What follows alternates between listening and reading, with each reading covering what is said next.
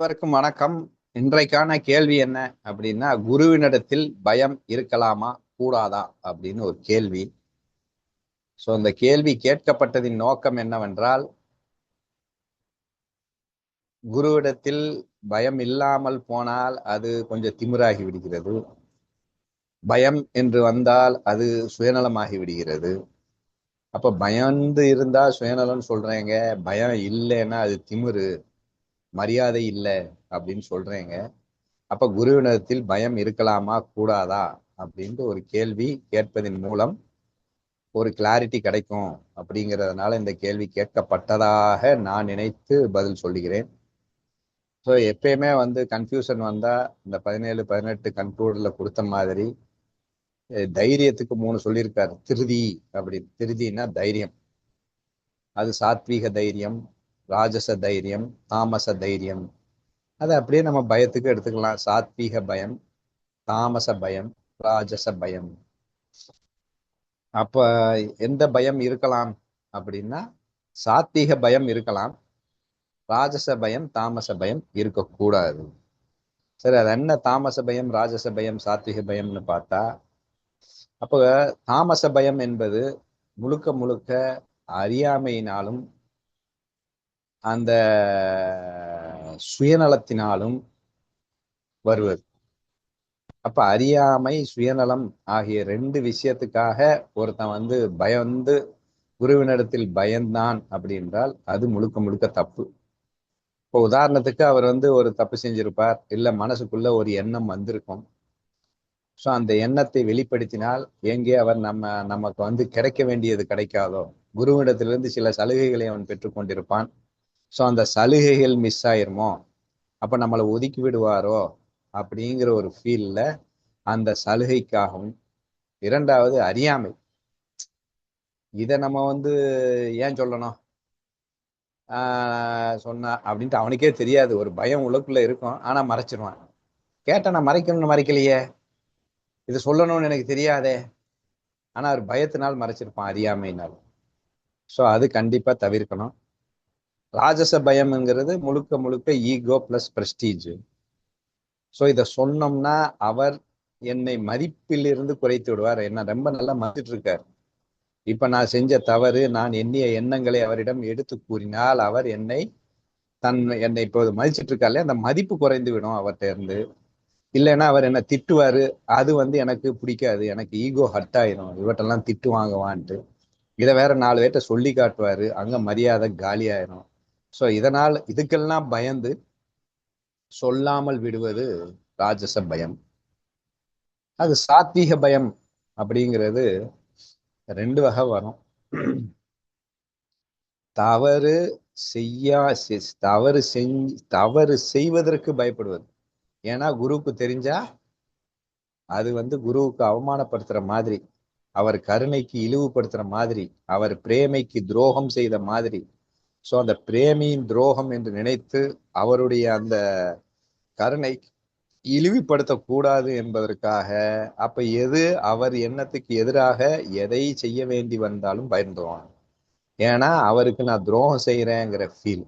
அங்க சுயநலம் கிடையாது, பிரஸ்டீஜ் கிடையாது. பூர்ணமா என்னால நாலேஜ்ல இல்லை அப்படின்னு அவருக்கு துரோகம் செய்து விடுவோமோ, இல்ல அவருடைய கருணையை இழிவுபடுத்தி விடுவோமோ அப்படிங்கிற ஒரு ஃபீல்ல அவன் தவறு செய்வதற்கு பயப்பட வேண்டும்.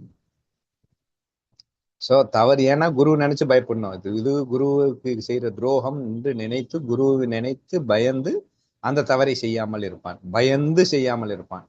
ஏன்னா அது குருவுக்கு செய்த துரோகம் என்று அப்படின்னு. சோ அது சாத்வீக பயம். சோ அப்ப சாத்வீக பயம் இருக்கணும். இல்ல இதுலயே பல வேரியன்ட் இருக்கு. சிலதை சொல்லிட்டா, அதாவது தவறு செஞ்சுட்டான்னு வச்சுக்கோங்களேன், மனசுக்குள்ள ஒரு தவறான எண்ணம் வந்துருச்சுன்னா, நான் ஒரு தவறான எண்ணத்தை நினைச்சிட்டேன் அப்படின்னு சொல்லும் போது, விடு, அதெல்லாம் நீ சொல்ல வேண்டாம், உனக்கு தான் தெரிஞ்சிச்சுல்ல தவறுன்னு, அதை அப்படியே விட்டுரு, மீண்டும் அந்த தவறு நடக்காமல் பார்த்துக்கோ அப்படின்னு நம்ம சொல்லிட்டோம்னா, அவனோ அவளோ ஐயோ நான் சொல்லிடுறேன், நான் சொல்லிடுறேன்னு சொல்லுவாங்க. சொன்னா ரிலீஃப் ஆயிடுவான். அது நம்ம பயமற்ற தன்மையில வந்து ஒரு சுயநலம். ஸோ சொல்லிட்டோம்ல, அப்ப அந்த தவறுக்கு சொல்லிட்டா தவறுக்கு பிராயச்சித்தம் அப்படிங்கிற மாதிரி. அவனுக்கு தவறுன்னு தெரிஞ்சிருச்சு, சொல்லலைன்னா ஒரு குற்றணர்வு உறுத்திக்கிட்டே இருக்கும். சொல்லிட்டோம்னா நம்ம வந்து ஃப்ரீ ஆயிடலாம். அப்போ சொல்லாமல் இருப்பது ஒரு பயமா இருக்கும் குருட்ட. நம்ம சொல்லலையே, நம்ம சொல்லலையே அப்படின்னு. ஏன் சொல்லல அப்படின்னா, தான் திருந்த வேண்டும் என்றால் சொல்லாமலே வந்து அவன் திருந்திருக்கலாம். பூரணமா அதுல நான் லெசன் எடுத்து திருந்துவதுதான் அவருக்கு நான் செய்யும் கைங்கரியம் அப்படின்னு நினைத்திருந்தா சொல்லாம கூட இருக்கலாம். ஆனா இவன் சொல்லாம இருக்க முடியாது, சொல்றதே பயத்தினால்னு வருது. மறைப்பது மட்டுமே பயம் அல்ல, சொல்வதே பயம்னு இருக்கு. அததான் அவங்க சொன்னாங்க, மரியாதை கலந்த பயம்னு. ஸோ சொல்வதற்கு பயப்படுவான், ஆனா சொல்லிடுவான். ஆனா சொல்லாமல் இருப்பதற்கு பயம், சொல்வதற்கு ஈஸியா இருக்கும் அவனுக்கு. அந்த பயமும் தவறு. குற்றணர்வு இருக்கட்டும், அந்த குற்றணர்வு தான் அவனை மேம்படுத்தும். இவன் டக்குன்னு ஒரு குப்பையை நினைப்பான், குப்பையை அவர் மேல கொட்டிட்டோம்னா ரிலாக்ஸ் ஆயிடலாம். அவர்கிட்ட தான் சொல்லிட்டோம்ல, அவர் தான் கருணையாளன் தானே, ஒன்றும் சொல்ல மாட்டாரு. ஸோ நம்ம சொல்லிட்டு சாரி கேட்டுக்கலாம் அப்படின்னு சொல்லிட்டு உள்ள வந்து ஒரு விஷயத்த வச்சுக்க முடியல. தவறு செஞ்சுட்டோம், அது குற்றுணர்வா இருக்கு. அதை வந்து அந்த தவறிலிருந்து மீள்வதற்கு முயற்சி செய்யாம அந்த குற்றுணர்வு தூக்கி குப்பையில போட்டோம்னா, குரு குரு அப்படின்னு சொல்லிட்டு அதுல தூக்கி விட்டோம்னா ஒரு ரிலாக்ஸ் ஆயிடலாம் அப்படின்னு ஒரு ஃபீல் இருக்கும். அப்ப சொல்லாமல் இருக்கும் பயமும் இருக்கிறது.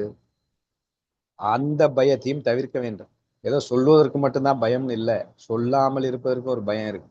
அதனாலேயே சொல்லிடுறது முன்கூட்டியே, நான் இதை பண்ணினேன் அப்படி முன்னாடியே சொல்லிட்டோம்னா பின்னாடி தெரிஞ்ச அவர் கேள்வி கேட்டு எதுக்கு, அது ஒரு கிரிமினலிசம் வந்துடும்.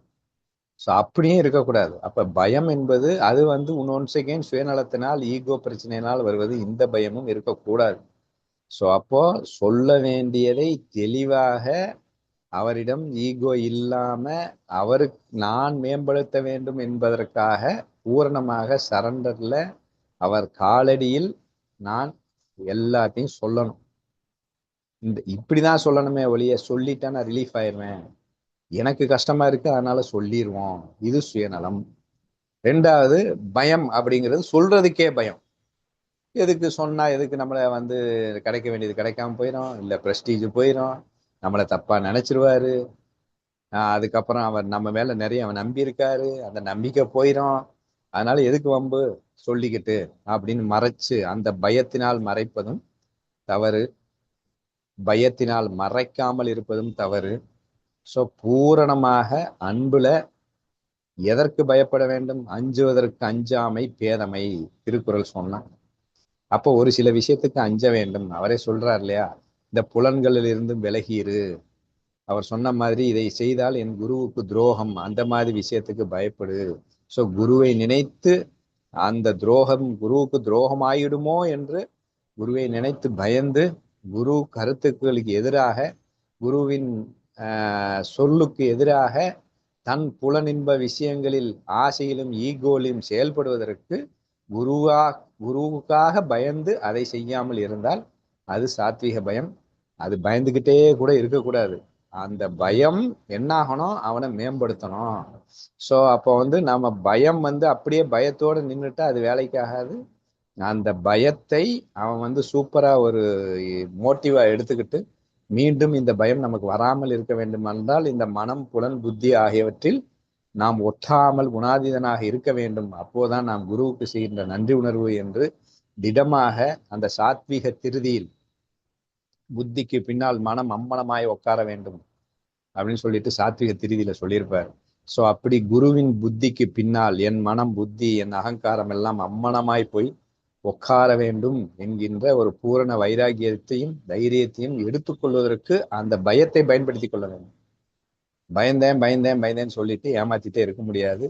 ஸோ பயத்தை கூட ஒரு ஃபோர்ஸா எடுத்து அதை வந்து நான் டிரான்ஸ்ஃபர் பண்றதுக்கு எடுத்துக்கிட்டேன்னா அதுவும் கரெக்ட் தான். ஸோ இதுதான் என்னுடைய ஆன்சர்.